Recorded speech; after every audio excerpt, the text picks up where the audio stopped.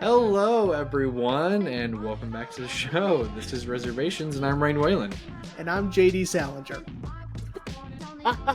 Isn't that an author? Yes, he's you're the author of Catcher in the Rye. Catcher in the Rye. Okay, that's what I thought. Wait, so you're the reason why? You don't know. I'm not gonna make that joke. I knew what joke you were gonna gonna say. make Don't that make joke. that joke.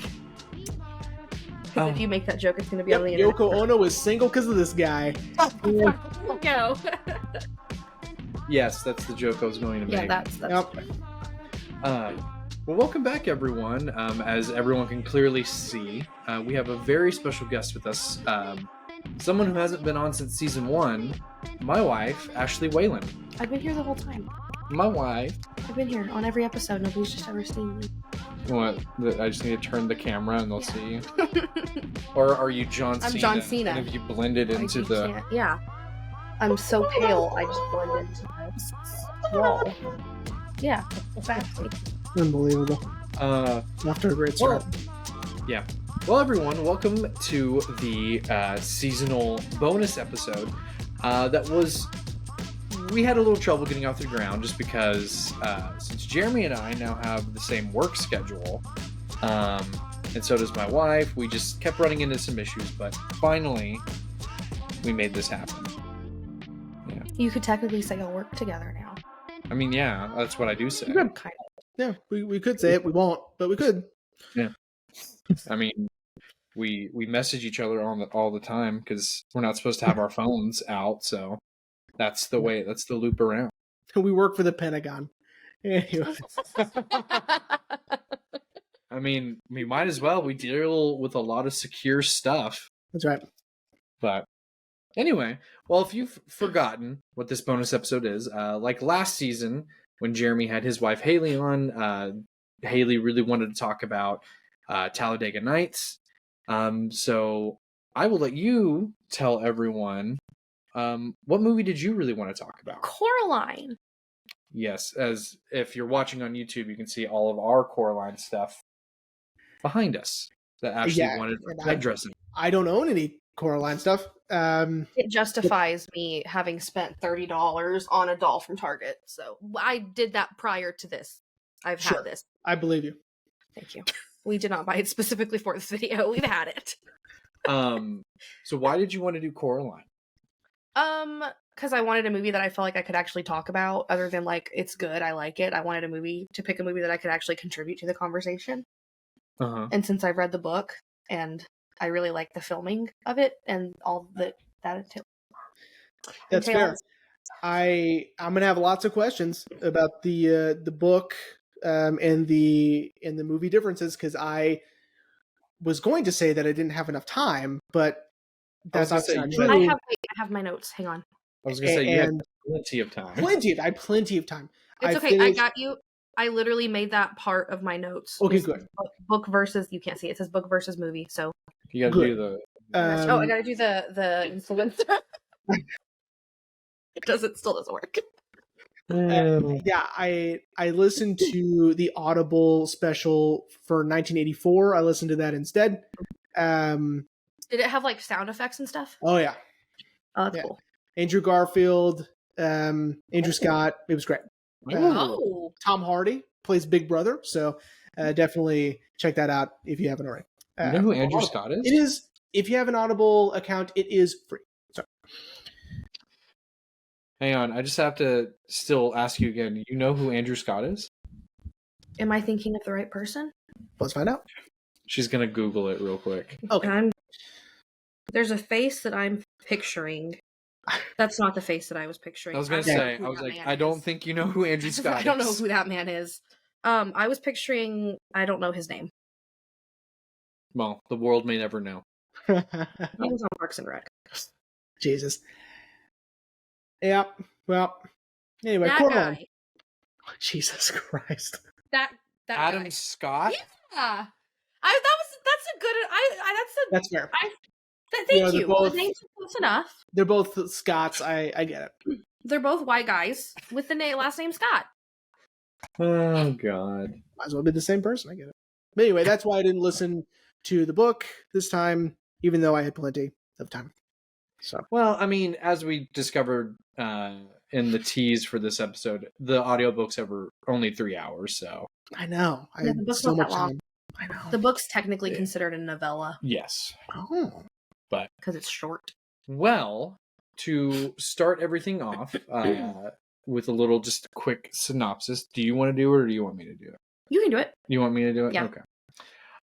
The film Coraline takes place they're in Oregon, right? Is what we Yes. determined? Yes. They're in Oregon. Coraline and her family, the Joneses, moved to Oregon for Work. XYZ reason. It doesn't really. The film and the book don't really give us a reason as to why the family moves, but Coraline is just an adventurous Little scamp. 13-year-old. I don't. It doesn't. We still know 10. her age. 10. I think she's 13. I think she's supposed to No, be 13. there's no way she's 13. Anyway, and what Coraline discovers in their new apartment is a hidden door to take her to a secret world where she has an other mother, someone who will love her because her current parents are neglecting her because of work. But through multiple visits and warnings from a talking cat, voiced by our homie Keith David, she discovers that the other mother has ulterior motives and wants to sew buttons in her eyes to presumably consume not only her body but her soul as well, I guess is what it's implied to be. And Coraline rejects this, and through games of hide and seek and find it, she beats the other mother. And there we go. That's Coraline. Okay. Cool. So where would you like to begin? Because you picked this movie. Oh, I don't know how you guys usually do your episodes. So. Well, normally we do first impressions. We do what was it like when you first saw it, things of that nature. Rain, this is where it's fun that we've known each other for a long time, because I remember when you bought the DVD for Coraline. Really? We were in high school. Yes. And I remember it was cool because those who may have forgotten, this movie is supposed to be presented in 3D. And it came with 3D glasses. So did mine. Mine came with little 3D glasses. Yeah. To be honest, I wanted to put that one up, and then when I told Ashley that we had a Blu-ray copy of Coraline, she was like, I like the Blu-ray box art more. Sure. Does that one have the little 3D glasses in it? Mm-hmm. Oh, nice. Yeah, that's why I still have I love that for you. And so I remember that. I don't think I watched it with you. We may have watched a few minutes of it, and I was like, this isn't for me. And then, and then cut to a little over a year ago, I saw it for the first time. So, not in 3D. Unfortunately. Yeah, unfortunately. Because this go around, I was paying more attention to things that were supposed to be in 3D. And, like the needle going through the thread. And then, like there are certain elements and throughout the movie that are supposed to be like, whoa, like coming out at you. So, not super egregious, but, you could tell. I don't remember seeing this movie in theaters. I did. You did? Yeah, I went with one of my friends and we saw it because I don't know the exact year that this came out. I feel like this kind of came out. I think it's 2006. Around-ish 2009 time as Corpse Bride. Because I remember seeing Corpse Bride and Coraline in the movie theater. I don't remember. Corpse Bride came out in 2005. This movie came out in 2009. Okay, so not really, but those timelines are not. Anyways, that's how it is in my brain. But the reason we saw it was because we thought Tim Burton did it. Well, I mean, you're not way off. I mean, it was Henry Selick who directed Nightmare Before Christmas. Yeah, Mm-hmm. So I saw it because we thought Tim Burton did it, and then we saw it in theaters, and then I also had the little 3D with the 3D glasses and stuff. Yeah. The DVD. Nice. Yeah, I don't remember. I want to say I saw it in theaters, but I don't remember. Fun fact, on the topic of it being 3D, it was the first stop motion film specifically in 3D. Look at that. Oh, there you go. I didn't know that. I didn't either. Oh, yeah. So it was literally like intended to be in 3D. Mm-hmm. Yeah, we probably should have mentioned that during the synopsis. This movie's stop motion, if you didn't know. Which, if you didn't know, as like Jeremy you should go watch the movie now. Yeah. But yeah, that makes sense considering, when we rewatched it for this episode, all those shots are blatantly meant to be popping out at you in 3D. Especially like what he was saying, like the thread going through and like the needle going through the button. Mm-hmm. Yeah. Well, and since we're on the topic of the DVD, which I still have, you have to wear the glasses. It literally says this, like there's instructions. It says to wear them for at least 5 minutes in a dark room before you start the movie. Really? I think to get like your not eyes jack with your vision, to have your eyes adjust to calibrate your eyes. to calibrate. Because it's here, grab it. You're closer to it. Setting your eyes to the right setting. That's interesting. Because the 3D glasses are not your typical 3D. Mm-hmm. They are green and interesting. Purple. But yeah, it says, where is it? There was somewhere I remember reading. Is it on the glasses? I thought it was on the glasses. Oh, and you get 4 pair. Whoa! Isn't that insane? Watch it with 4 friends. Yeah. No, it just says choking hazard and don't wear it outside. Yes. I think that those who would have bought this at the time, in 2009, if you were a huge fan of Coraline and you bought the DVD with the 3D glasses, there is a very strong chance you don't have 4 close friends. Yeah. So that was tracks. that was ambitious on their part. Also, I could see why you would think that, because even this says right up here, from the director of Nightmare Before Christmas. Mm-hmm. And if you're uneducated, and I'm sure that it said that in like the marketing and trailers and all that, and I think that's why we thought Do you remember where you grabbed that from? Perfect. Jesus. There's a hole. But yes, library. But yes, I agree with what you were saying. Is that like in all the marketing, they said from the director of Nightmare Before Christmas, and everyone thinks that Tim Burton directed it. But yeah. So first impressions. So since Jeremy, you saw it most recently. What was your first initial impressions after you finished it? I was impressed by the stop motion. I thought it was very well done. It's very smooth. It's very beautiful. I really enjoyed the stop motion. I really enjoyed how it looked. I liked the pop of colors. I liked that it was like, it draws you in thinking that this might be a movie for children, and then it isn't.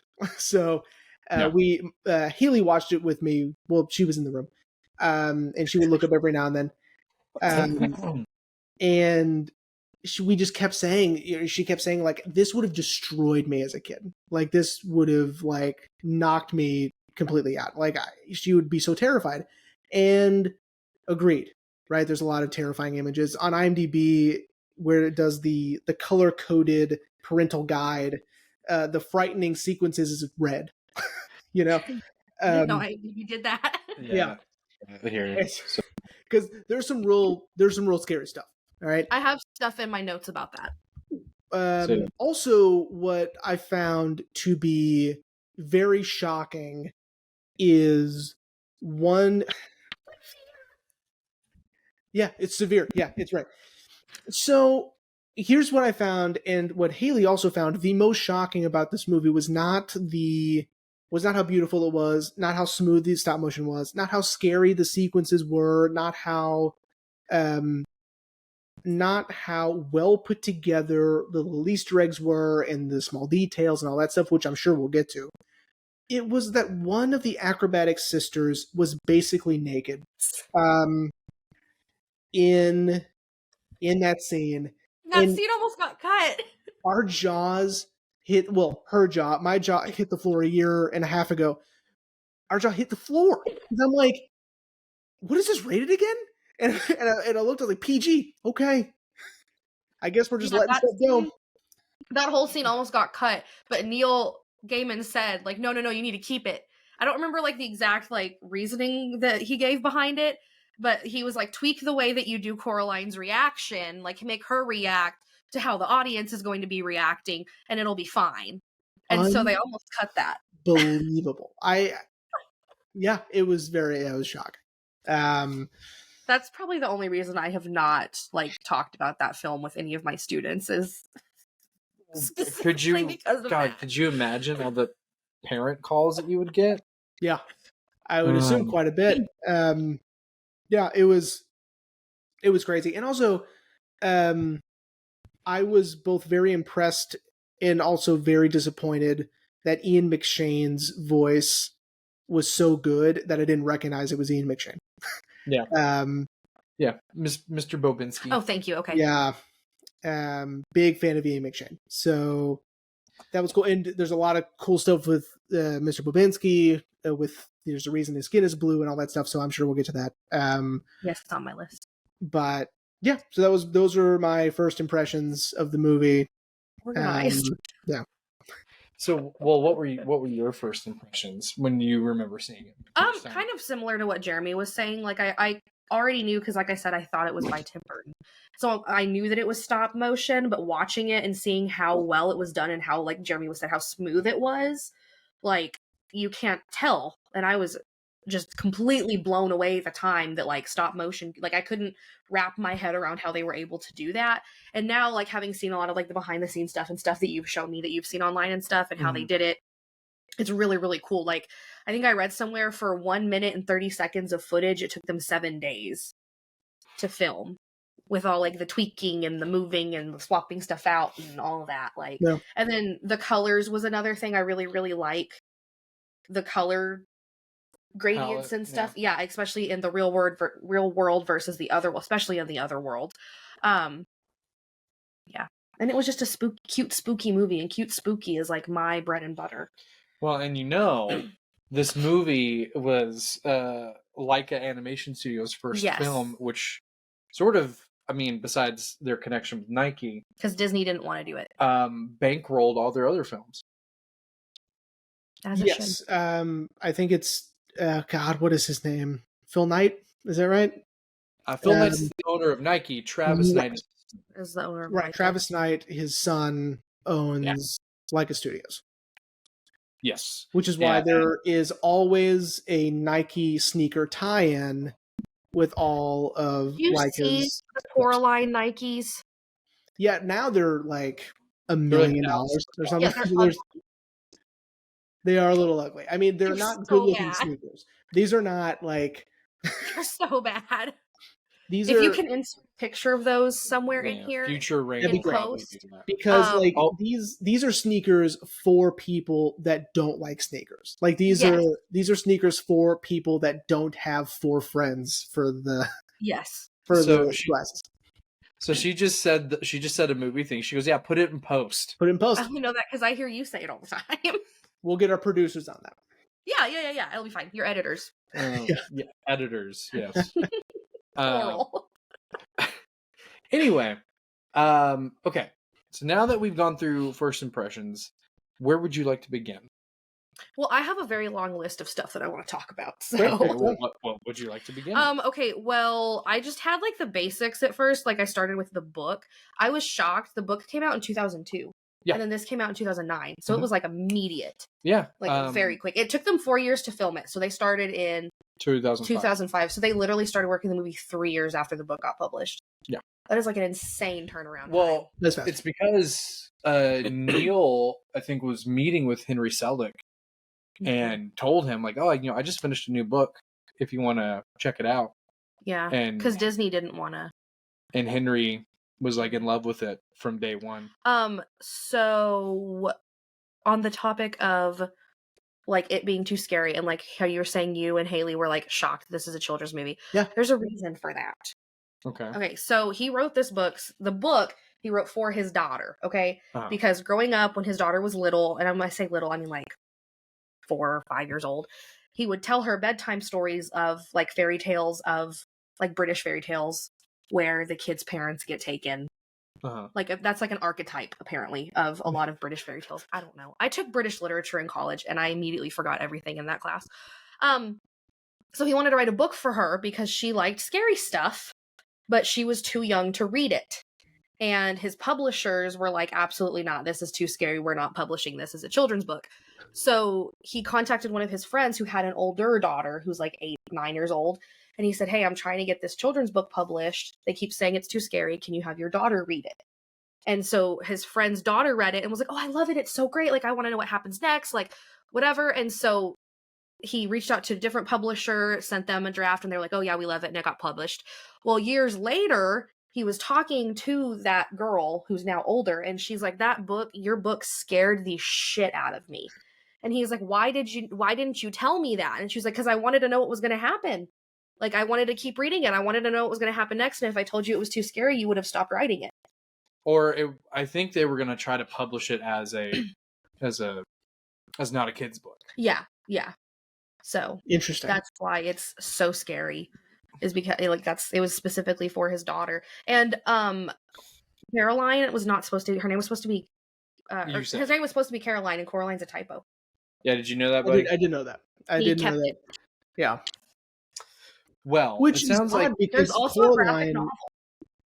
Well, because Coraline seems like a Neil Gaiman name. Very on brand for him. Yeah, It doesn't seem out of the ordinary. By the way, speaking of Henry Selick, so this is like tailor-made for Henry Selick, right? I mean, this kind of stuff, because not only are we talking Nightmare Before Christmas, but we're talking like James and the Giant Peach, right? Wow. Which I would argue is equally as scary. Yes. That movie scarred me as a child. That freaking rhinoceros. Yeah. Well, and that's haunting my dreams. That's Roald Dahl, right there. Yeah, that's right. Yeah. Okay. So, give me. I want to know differences. I want to know I do have that on here. I'm sure they added a ton.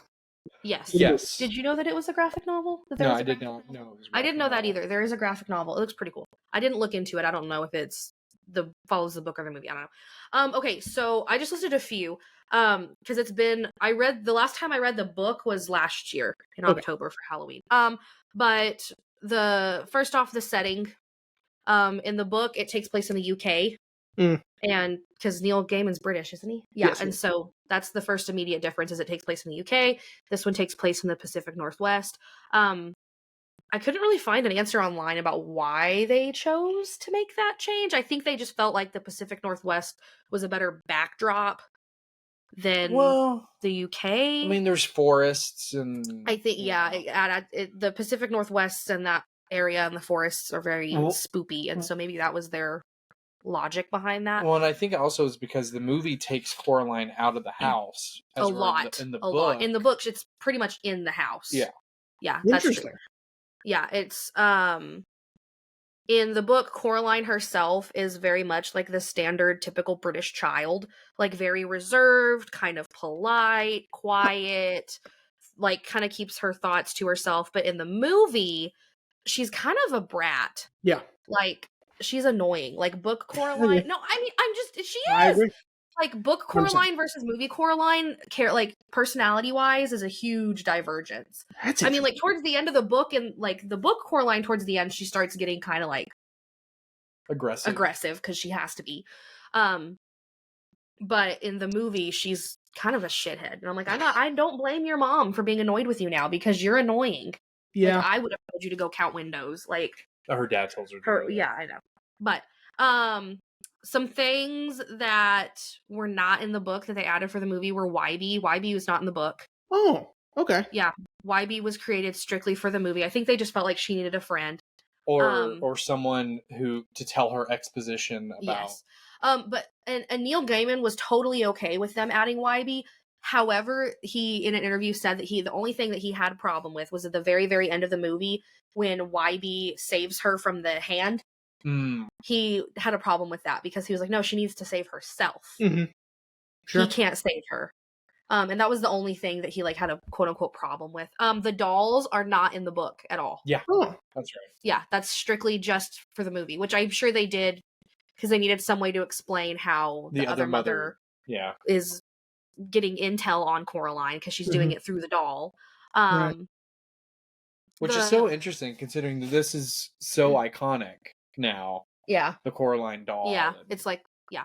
Other than that, though, like character-wise, same characters. The book is definitely darker.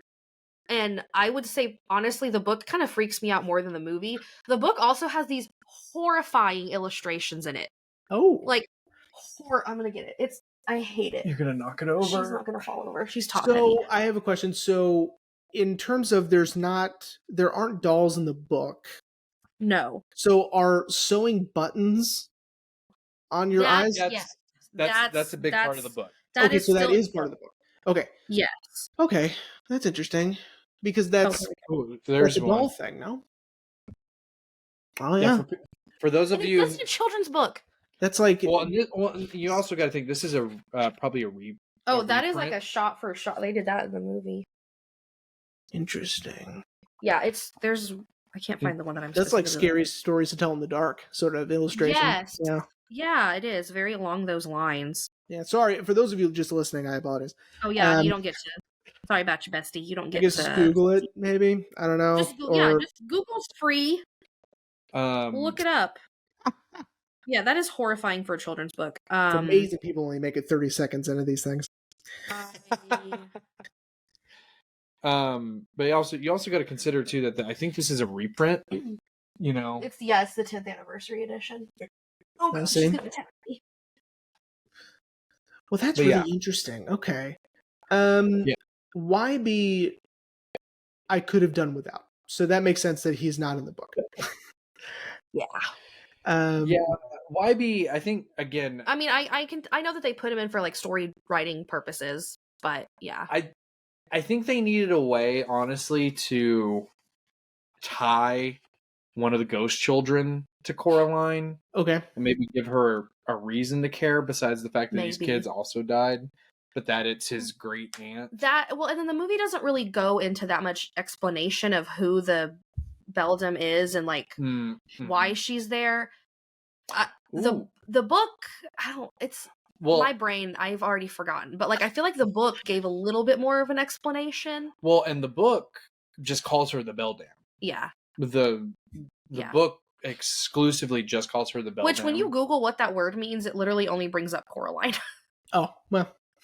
It basically means like witch, but like when you Google that, it like mostly brings up Coraline stuff. Okay, that's interesting. And I do have later on my list, I have theories, and there is a theory involving YB's grandmother. Okay, like movie purposes for movie, obviously, yeah, because she's not in the books. Right. Yeah. In the book, I don't even think one of the ghost children is even remotely related to the owner of the palace. I think it's just meant to be implied that these three are previous tenants. Yeah. Or victims, you know. Who knows?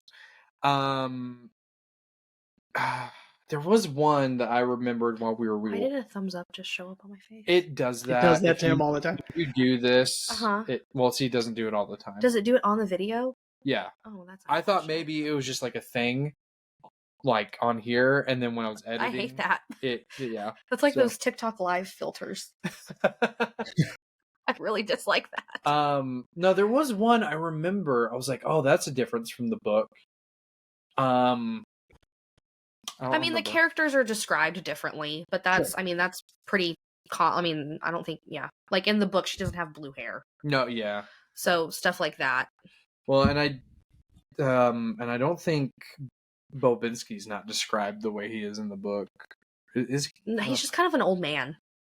Yeah, who's just trying to do a mouse circus. Yeah, he's just a weird old man. Well, definitely, the movie made him weirder. This can bring us into the visual aspects of the movie because what they have done here, what Henry Selick and what the production has done is give you a treasure map of detail, right? Oh yeah, and it is I have just so many full of little bitty things that you can pick up on multiple viewings, right? Like I had mentioned Bobinski earlier. He's the little medal that he wears on his chest. He's a Chernobyl survivor, right? And it's just like these little things that if you don't know what it is, you don't know what it is. And it doesn't matter really, but it adds to the world building if you pick up on these details, right?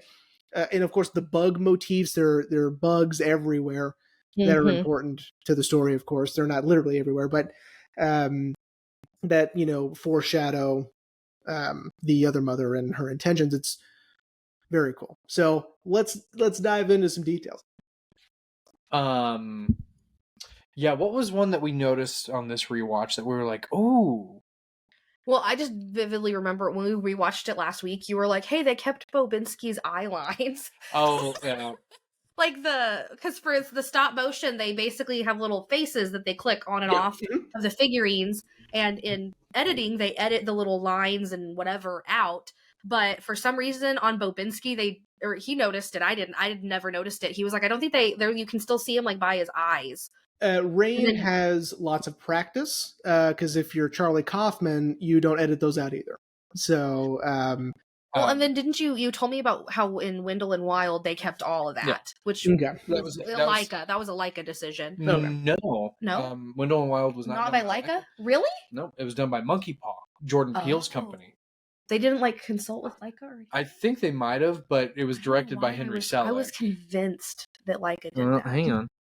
I know it's not exclusively theirs, but they may have consulted on it. I think this was probably about 15 years ago. We did Anomalisa on the podcast, and they didn't. I didn't watch that. I was in the room. It was weird. Yeah, they didn't paint those out either. It was they kept all that in. No. Leica was not involved. Netflix animation, Monkey Paw. Huh. So, yeah, dude, Wendell and Wild. Anyways, that's still it's just interesting that they did that. Yeah. On him. Well, that would be a Henry Selick decision because, as Jeremy told me, he thinks animation's getting stop motion is getting a little too clean. I can indistinguishable from CGI, so leave it in. I can agree with that. Yeah, if you leave in imperfections, it reminds the audience that it's not. Even if it's subconscious, like you need to know that this. On the top of Henry Selick, did you know that he has a small cameo in this movie? Yeah, he's the dollar bill. His face is on the dollar bill. He is on the dollar bill. I didn't know that. I didn't know that. I had to Google it. I didn't know. Well, because they did a really good job of fading his face, as a traditional dollar. I had to pull up a picture of the still and then Google a picture of his face side by side. You made a heart symbol. That's cool. That's new. I had to put it side by side, and I was like, "Oh, it's his face." Yeah. There's so many. I have a list of the little it's a Easter eggs. Let's go. Okay. So, in that same scene where I backed out of it. In that same scene, the movers are a shout out to some friends of Henry Selick's who worked for Pixar. So they're animated to look like I don't know if they're animated to look like them, but their names, I'm gonna butcher this, Ranft. Ranft. Ranft. I don't know. But it's some guy named Joe Ranft and his brother who were involved with Pixar and Disney. And then on the moving van, when they close the door, it says "Stop Mo Rules." I see what they did there. Yeah. Do you? Well, you're the one with the list, so I know I'm going down it. I'm trying to go in order of the movie because I don't want to go out of order. We can go out of order. It's fine. There's no rules. Me. One of the things that I liked when I first saw this movie the first time was the soundtrack. I really, because it's so perfect. It's so fitting for this film. And there was a band that was, I don't know the name of the band. There was a band that was supposed to do the soundtrack for it, and they didn't. And when I first heard the songs, I was like, oh, they must be speaking in French or something, because it doesn't sound like English, and it's not anything. It's literally gibberish. Huh. What if it was the Mighty Mighty Boss Tones that they were trying to get for the... I have no idea who that is. It's a ska band. Oh, okay. I don't know who that is. They're trying to get the... God, I hope we can get the Cherry Poppin' Daddies on this soundtrack. But yeah, so the whole, all the songs, are gibberish. And they did that specifically just to add to the whimsy. The whimsy? The fantasticalness of it, I guess. On the topic of songs, when she first meets the other father and he sings her the little song about her, that song is basically foreshadowing what's going to happen to her. Interesting. Oh. Yeah. Oh. Yeah. Kind of like shout out to our highest viewed episode on YouTube, Shaun of the Dead, when Ed literally Oh yeah, he lays out verbatim exactly what's gonna happen. in the Yeah, movie. because I mean it's not as direct, obviously, but like there's little like some of the lines and stuff that he says are like cute. She's cute as a button. Our eyes will be on Coraline. Stuff like that, like, is kind of foreshadowing what's gonna happen. And then, like Jeremy said, the bugs. There's a lot of bug motifs. A lot, like the wallpaper. Well, even in the real world, like in the real world, it's kind of faded. You have to look really closely, but there's like a bug motif on the wallpaper, and then in the other world, the windows look like beetles and and lots of bugs, and also a lot of vegetable motifs, and implying that the other father is just... and that's something from the book. Is he's like. Well, no, in the book, I think he turns into like clay. He's like a golem type character. Interesting. But yeah, and in the book, in the movie, he's a pumpkin, which is funny because her dad and mom in the real world are doing a gardening catalog, which is so oddly specific. Which is odd. Yeah, in the book, I don't think it specifies. I think they're just writers. Yeah. Okay. It's very oddly specific. Yeah. And I think the movie they're vegetarian. Or at least the dad is, I think. Because it seems like Coraline never really likes what he makes. Yeah. Oh, you'll like this. When the other father has the little orange monkey slippers on, that's supposed to be a reference to Monkey Bones. That's right. Monkey Bones. Really? Is that the one with Brendan Fraser? Monkey Bone, yeah. Yeah. That was also directed by Henry Selick. Yeah, the little orange monkey slippers are supposed to be like that's... shout out to that. Yeah, hang on. Shout out to Monkey Bone. That movie is awesome. It got a lot of hate when it came out, and Rose McGowan's in it. Who cares? But my that boy was very harsh. Well, anyway, but my boy Brendan Fraser and then John Turturro voicing a animated orange monkey, gold. Like, yeah, I'm surprised that's not something that you picked up on. I just assumed it was something to. Okay, no one did a thumbs up that time. It was your hand on your arm.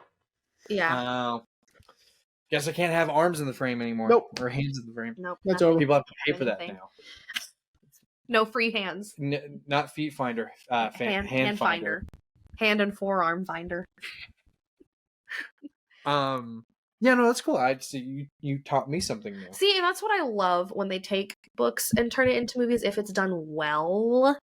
Like, so there you get all these little visual like sprinkles. Yeah. And it's amazing. Some of the other stuff I put on here is stuff that like I think most people like the hand when the lightning strikes and it's in the shape of a hand, or like people on TikTok are obsessed with that freaking cake. Yeah. Like you get on TikTok and you search like Coraline stuff, 80% of it is about the double O, the double loop of the O on the cake. It's like this whole thing. And in case you don't know, it's basically, there's a name for it. There's like some technical name for it. But like when you're writing an O in cursive and you double loop it, it means that whoever's writing it, basically that their intention is that whatever they're writing is untrue. And so people are saying, well, the cake says welcome home, so she's welcome, but she's not home. Interesting. But the TikTok has latched onto that cake. So speaking of TikTok, I think the end-all be-all account for all things Coraline-based is, her name is Belle DeVille. Yes, I love her. I have it pulled up right now just so I didn't get the name wrong. Go check her stuff out. If you want anything Coraline related, I started showing you. Hers were some of the ones that I showed you. I'm gonna be. I fell down a rabbit hole. Some of hers were really good. Others, I personally, since I really loved this movie, I was like, well, that was obvious. Like, I don't remember what she brought up one time, but she's like, yeah, you see that? And I'm like, that was blatantly obvious. Here's the deal: is like it just with her specifically. I think she's just trying to let's get all of it. Right? Yeah. We're just going to lay it all out there. She's like taking it like frame by frame by frame, like pointing this stuff out. And some of the stuff that I have on my list is stuff that she's pointed out that I didn't notice before. Well, at the very, very beginning where the Coraline doll is being made, Yes. the instrument kit is for autopsies, like 1700s autopsy kit. That's interesting. That's a bummer. I know. Isn't that cool though? That's kind of a bummer. Well, which implies that the Bell Dam is old. If it's Sure. how old did you say it was? She said something about like, it was from the 1700s. Yeah. Yeah. It's So, old. so I mean, the Bell Dam has been around for a while, which brings me, because I see it on your next list. Well, not. I mean, it's a little further down. The ghost children they can't be the only victims. There have to be more. You think?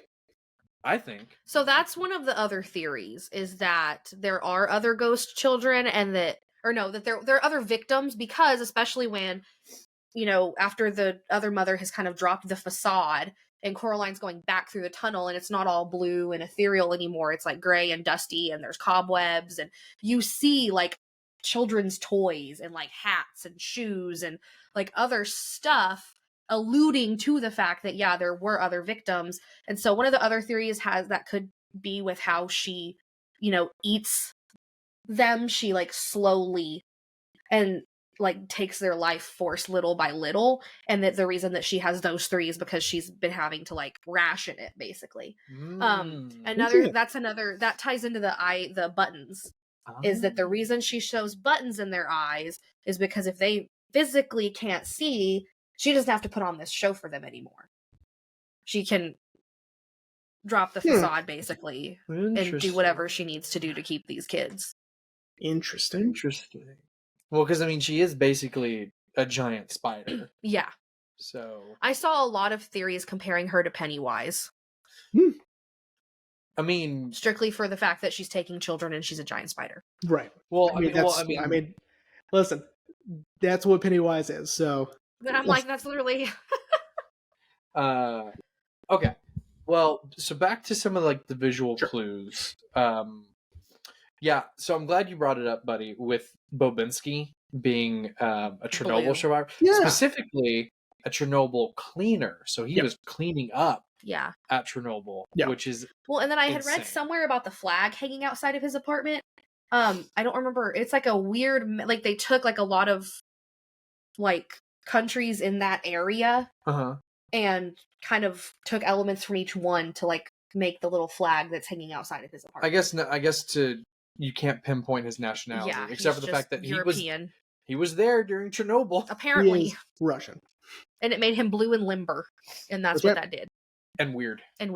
Well, he can with mice. Speak to mice, apparently. Well, the whole reason we know that this is an organ is because Rain, when we rewatched it, the scene where she's picking up his mail, he was like, "Wait," and like rewound, press pause, and was like going frame by frame by frame until we could get like a clear shot of the label. Yeah. And it was like OR, and he was like, "Oh, Oregon."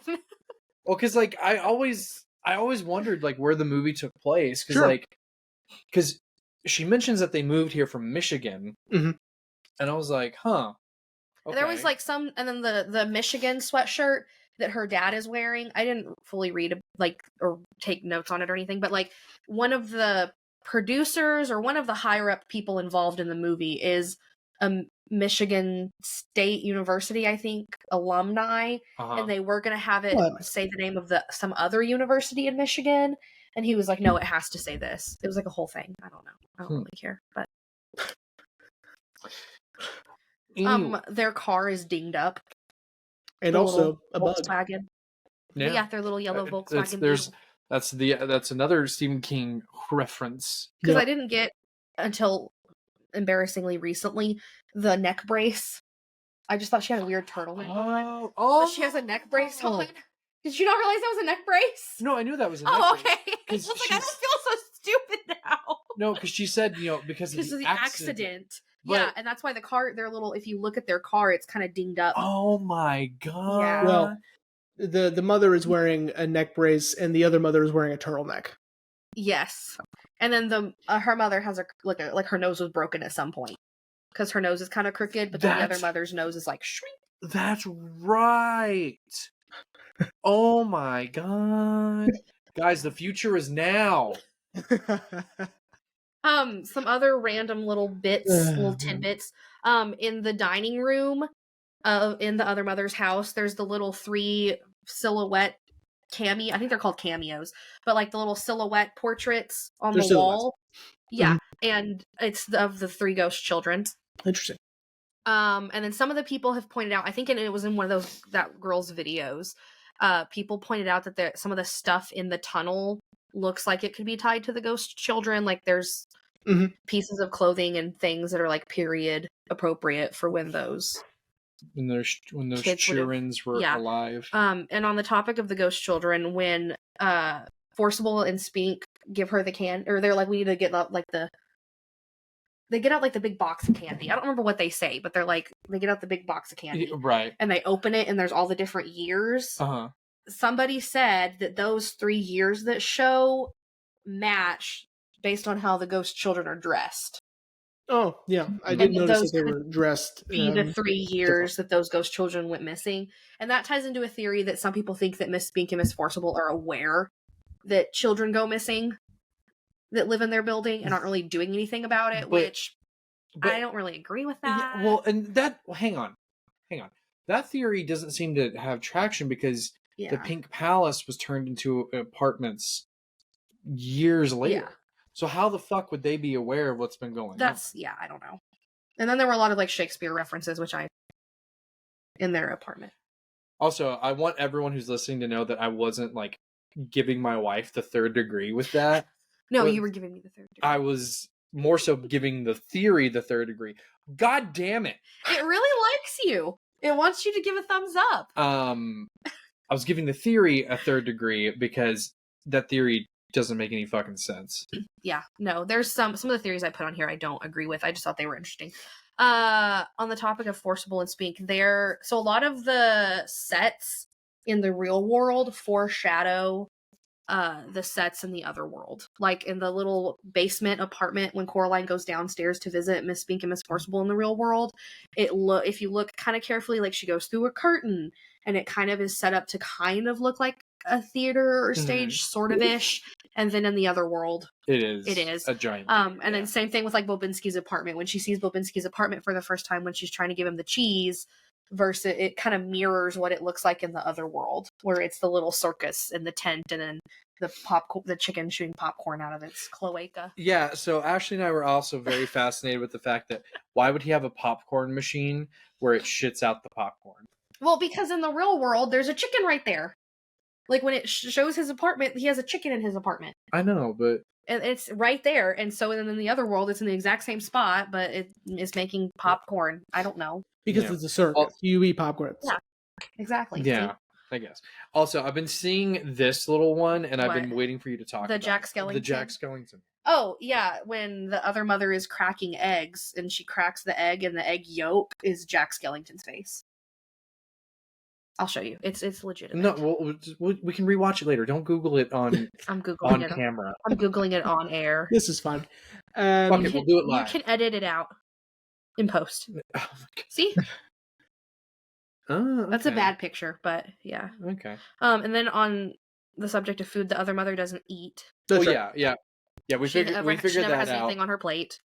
Which is insane for how many times I've seen this movie. I never picked up on that until this last rewatch, where I was like, oh yeah, she's not eating anything. Yeah.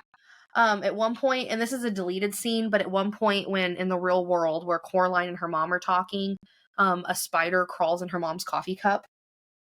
And her mom doesn't notice it and just keeps drinking her coffee. And then the other mother is a giant spider. Yeah. So that's yes. Also so you've already done that too. Yeah, that's all the Easter eggs. That's all your Easter eggs? That's all my Easter eggs, man. Jeremy, did you find any Easter eggs? No. Those were it. Those are. Yeah, the movie. I think this is another reason why I find the movie so fascinating, is because there is, to use a more, I mean, this term has been around forever, but because of TikTok, this movie has so much lore behind it. But like, it really does. Right. There's visual clues, and maybe references like with the Jack Skellington reference.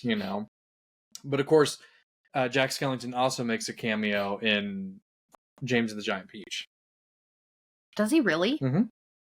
He's one of the skeleton pirates that the centipede finds. Yes. He's like the captain. Yes, because he has a hat on. It's the exact same He has like model a hat on, right? and a beard. Oh, So that's it's really the cool. exact same model. They just, yeah.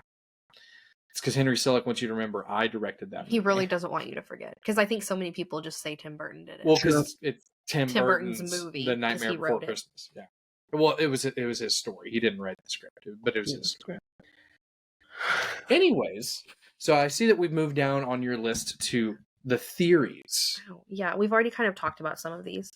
Like Jeremy talked about Bobinski being a Chernobyl Survivor. and that's why he's blue. Blue and crazy. Blue and crazy. And also, hang on. And also magic. You know, when he like fucking jumps off the railing when Coraline first meets him and then he just reappears somewhere else, like that one particular scene really bothers him. I'm just saying, man, he fucking like apparates or something. Well, like, you know, I think you got to chalk some of that up to just its cartoon logic. It's a cartoon, yeah. Essentially, this is a cartoon. Yeah. Well, hang on. I just realized we haven't talked about one specific character that plays a major role in this whole movie. The cat? The cat. He's kind of like the rabbit, the white rabbit. Is the cat in the book? Yes. Okay. When I read the book, because this is how much I've seen the movie, when I read the book and I was reading his lines, I could hear Keith David. Talking. Nice. Yeah. I love Keith David. I think we've established on the show that we love Keith David. And he does such a good job. The cat kind of serves the purpose of like the White Rabbit in Alice in Wonderland. I agree. And a lot of people have drawn comparisons between this film and Alice in Wonderland, like specifically like the well and the tunnel and, you know, stuff like having fantastical versions of these people from the real world and the other world. And so that's kind of what the cat does. But yeah, he's in the book. And it's kind of the same in that too. Yeah, where we don't, because I haven't heard a lot of theories surrounding him. The way that he's able to move back and forth between the worlds. There is one that I've heard that at the end of the film, when he walks by the fence, and people have said that the fact that he disappears or not the fence, the sign, when he walks by the sign and he disappears, that's a huge signal that it's not over. Like the other world still exists because he's able to disappear still. And well, I mean, there is another theory also that I personally feel like people are kind of grasping at straws and just want a sequel. But I read one where people think that Coraline didn't win at the end, like she's still under the Beldam's spell. Like what Jeremy was saying during our Matrix saga, that she just escaped one simulation that she's still in. Kind of, yeah. Okay. I mean, because they threw, like, yes, they like disposed of her hand, but they literally threw her down the well with the key. Because they tied the key around. Right. And then there's another one that there's other, like the well itself could be another portal, that there's more than one portal, because the cat's traveling in between the worlds constantly. And so there's got to be other portals, and maybe the well is one of them. Right. And if that's the case, then they just sent the key and the hand back. Interesting. And so that's, but I don't know. A lot of people have really, really, really wanted it. Like anytime I watch a video that Leica posts on TikTok in any sort of relation to Coraline, inevitably the comments are like, make Coraline too. Well, and you can't. I think the thing is too, is Neil, I don't think is really known for sequels. You know, he's never done like a book series. And I don't think it needs a sequel. I don't think it does either. For the purpose it served, it did it for one movie. I don't think it needs a sequel. What do you think, Jeremy? No, I think that would be very silly to do a sequel, because I feel like by now, even just with like, let's ignore all like the supposed plot holes or the supposed like cliffhangers or loose threads, I would say that it's too late for a sequel. It's already a real James Cameron move. And yeah, definitely. But I would also say that this movie provides so much dive into, right? I would say that there's stuff that we haven't gone over. There's stuff that, that like this poor woman, Belle DeVille, who just spends all of her time diving in uh, to this movie. I mean, there's so much, and she's right. She'll never finish because there's just too much. There's so much. At the time of this recording, those of you who are listening to this in the future, I'm so sorry, but as for the present, it is being re-released into theaters in 3D here soon for its anniversary. Years, yeah. And there's still a lot to go over. I don't think that there's any reason to continue the story. Not that, you know what I mean? Like, not that Neil Gaiman even would, right? Which is probably not. He's not going to. Well, and that's what I was kind of saying is, I love Neil as a writer. I think he's a fantastic writer, but I've never seen him release like a book series.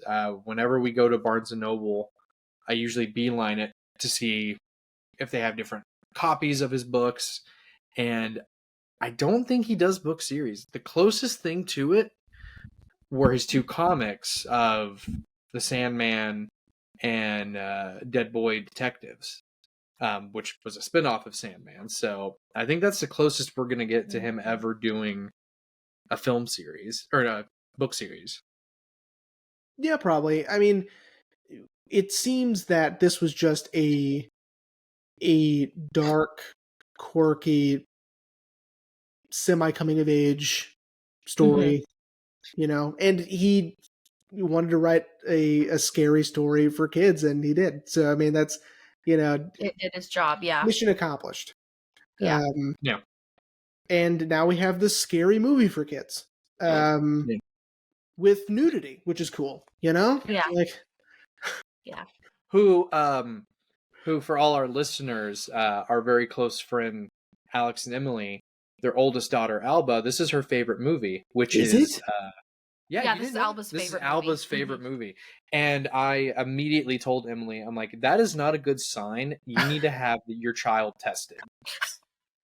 And she was like, oh, no, I'm aware. I'm pretty sure I said that last time the 6 of us were all together hanging out. I'm like, you need to... I was young, so... It teaches you to appreciate your parents. I feel like that's a great lesson to learn, even though her parents aren't really the best. Her parents do kind of suck. I mean... They do. Okay, so, like, her parents are not very attentive at all, but I agree that Coraline is a little much. So... and they're her parents are busy. Like, her neck hurts. She's trying to, edit her, her husband's writings about seeds. Like, they're busy. They're busy people, and they're moving. It's too much. So it's like, go cut windows. Go play in the street with matches. Well, and and that's... Oh, go ahead. I was just saying, the reason why it's taking them so long to do this catalog is because her father, which I picked up on the very first time I watched this, types like this. That's why it takes him so long to finish this stupid catalog. He's chicken pecking. And he's writing on he's writing on like what, a 1980s old school PC or something. Yeah, I mean the typeface was green, so yeah. Yeah, on a black background. Yeah. That almost loses everything when Coraline hits that switch. Yeah. Anyway, what were we gonna say? Oh, that's just kind of, I think, I think that's one of the reasons they put YB in there is because in the book, she's not interacting with any other children. No. And which movies do that all the time, right? Movies need, especially for adaptation purposes, if you don't want to rely on voiceover narration, you have to find a way for information to be organically presented, right? So, like, for instance, The Martian, the Matt Damon movie, they just have him talking to the cameras, right? And documenting his process by recording him and him having the cameras be his sort of diary, right? I don't think that's how it is in the book, is my understanding. I probably should have picked an example where I knew both, but Well, and like it's a way for him to get information out without relying on narration, and also making it more fun for the audience to watch, right? Yeah. I agree, because although I will say, because the book, of course, is written with an omniscient narrator besides dialogue.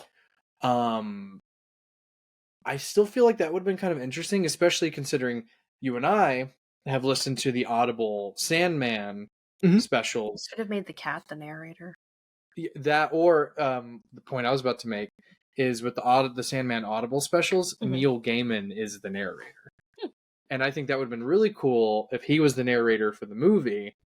But also, I think the movie works better this way. Yeah, no, I agree. For Wybie to exist so Coraline can... As much as I didn't care for Wybie, he did provide probably one of the scariest moments in the movie with his the little thing, his smile being sewn.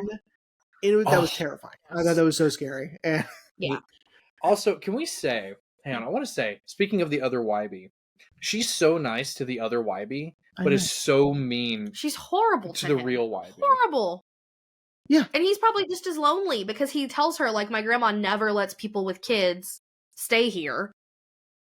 Yeah, he talks to a cat. Homeboy needs friends. He needs friends, yeah. I saw this thing on TikTok where somebody pointed out that, like, maybe the whole thing is in Coraline's head. Like, she's so lonely, and so ignored and neglected by her parents that all this is in her head, because at the beginning where she's touching the poison oak and then, she wakes up the next morning and it's gone because the other mother had put mud on her hands. When she shakes Wybie's hand, he has mud on his hand and gets it on her hand. So he puts mud on her hand and then she like wipes it off. But I don't know. I think, listen, so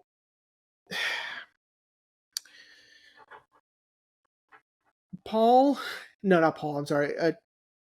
Palahniuk and David Fincher have given an unrealistic precedent of it was all in the person's head. Okay? Yeah. People want to Fight Club everything. Oh, well, right? Yeah. Like, people do that with everything. I've heard and we've talked about it before on the show. People have done that with Ferris Bueller, but Janie ruins all of it, right? As soon as you remember Janie's in the movie, then it's like, oh, well, that doesn't make any sense. But like, Ferris Bueller doesn't exist and it's all in Cameron's head is ridiculous. Right? Oh, yeah. Agreed. Such a dumb theory. It's so stupid. But again, like I'm saying, like, everyone wants to, retroactively Fight Club every situation. So I recently heard a Harry Potter one where it's he's just under the stairs. This whole time. That's kind of awful. Yeah. It's very awful, right? That's horrific. Yeah. Why would anyone want to think that? Like, what? Yeah, that is kind of a bummer.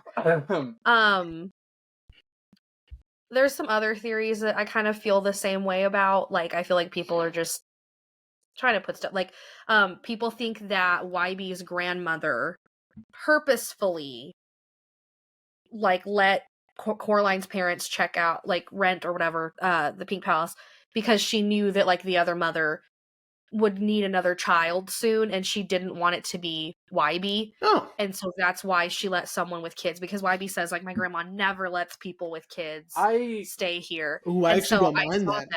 I don't mind that. That's fine. I've heard that theory before. I don't mind that at all.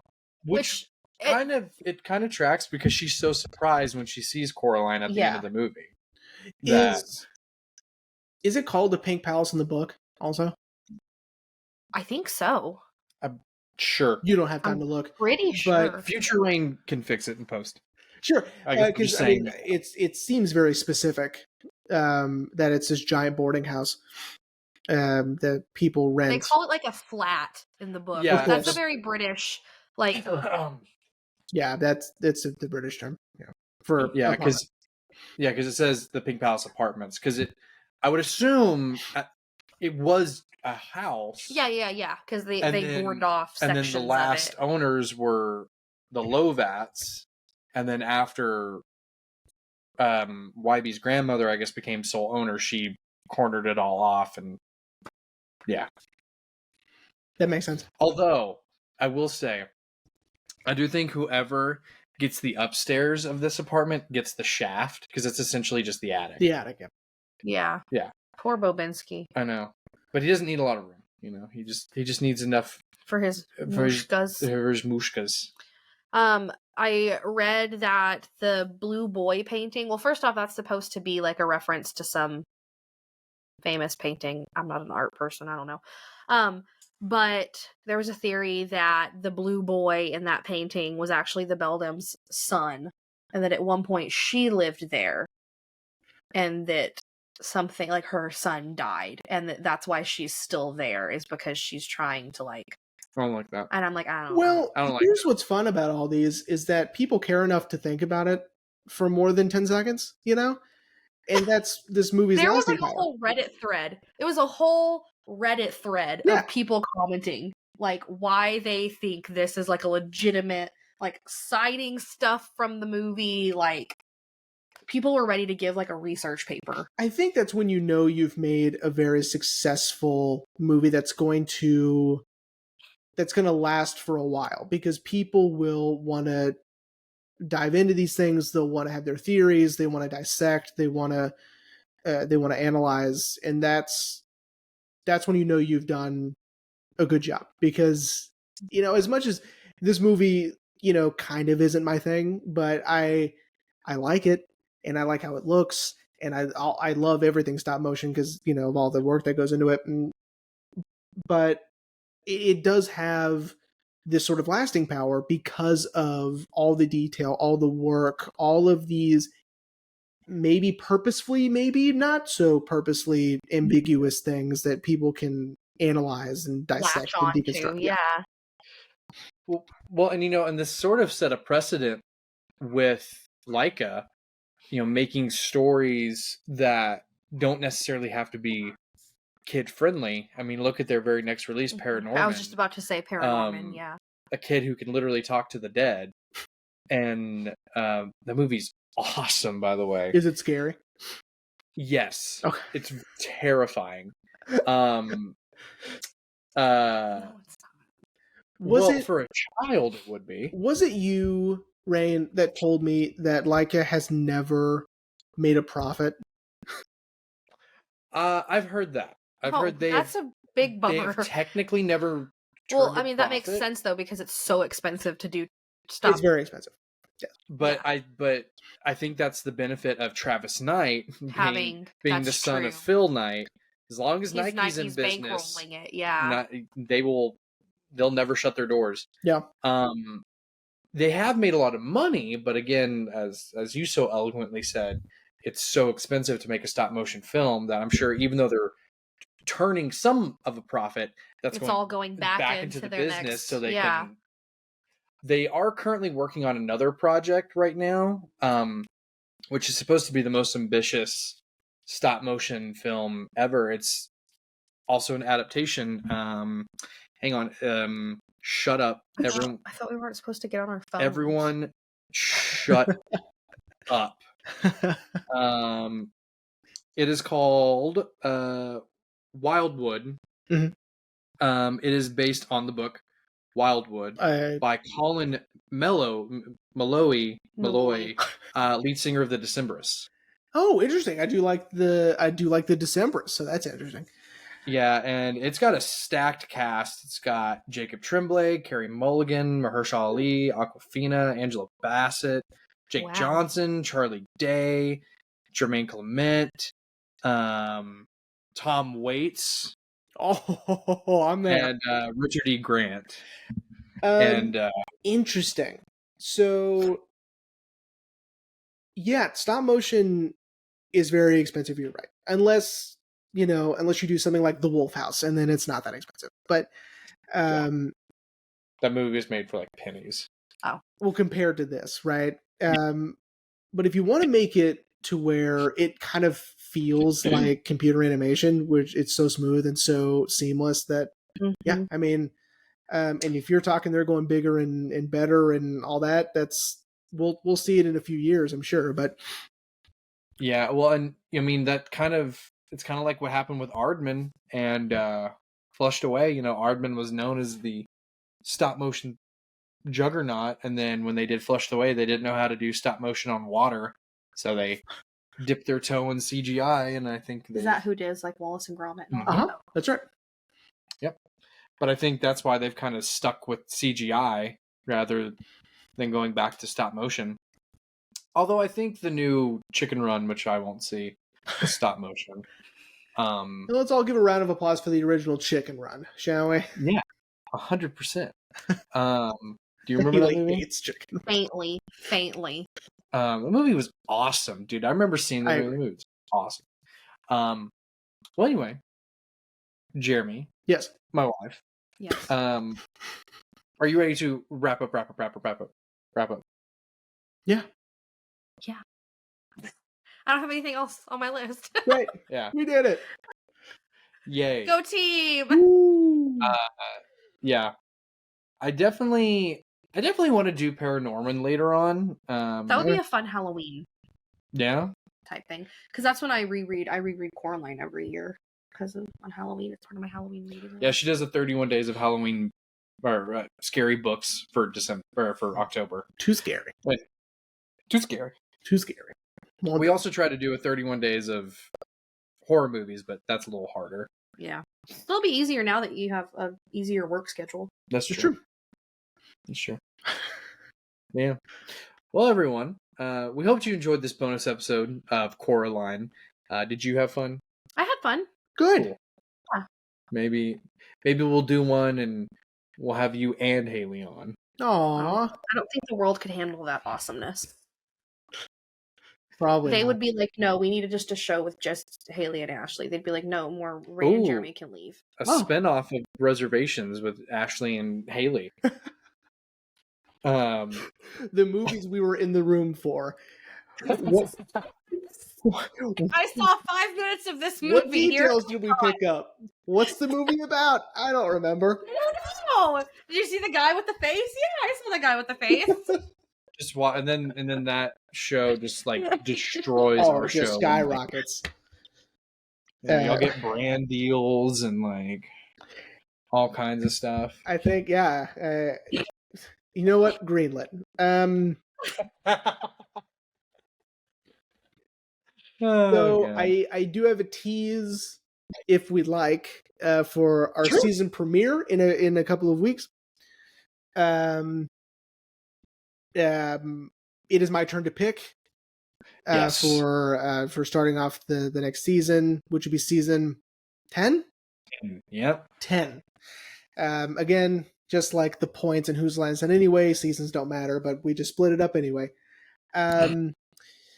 Season 10, we are starting off with Jonathan Glazer's The Zone of Interest. Is what we're going to be discussing next time. So, in a couple weeks. I just want to tell you what that movie was. It's about the... I don't care. About the Haas family that lived literally next door to Auschwitz. They won Oscars and stuff. They won an Oscar for Best Soundtrack. Best Sound Design and for Best Foreign Language Film. Yeah. Technically it was a foreign language film, even though Jonathan Glazer is British. But it's also an A24 film. So, very excited. Yes. Dude. The movie's tremendous. It's amazing. So, if you watch it loud. Because the sound design will blow you away. So, but Coraline was fun.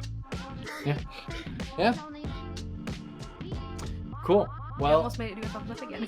I was kind of trying to. Well, everyone, again, we hope you enjoyed this bonus episode on Coraline, and we will see you in season 10 for the Zone of Interest.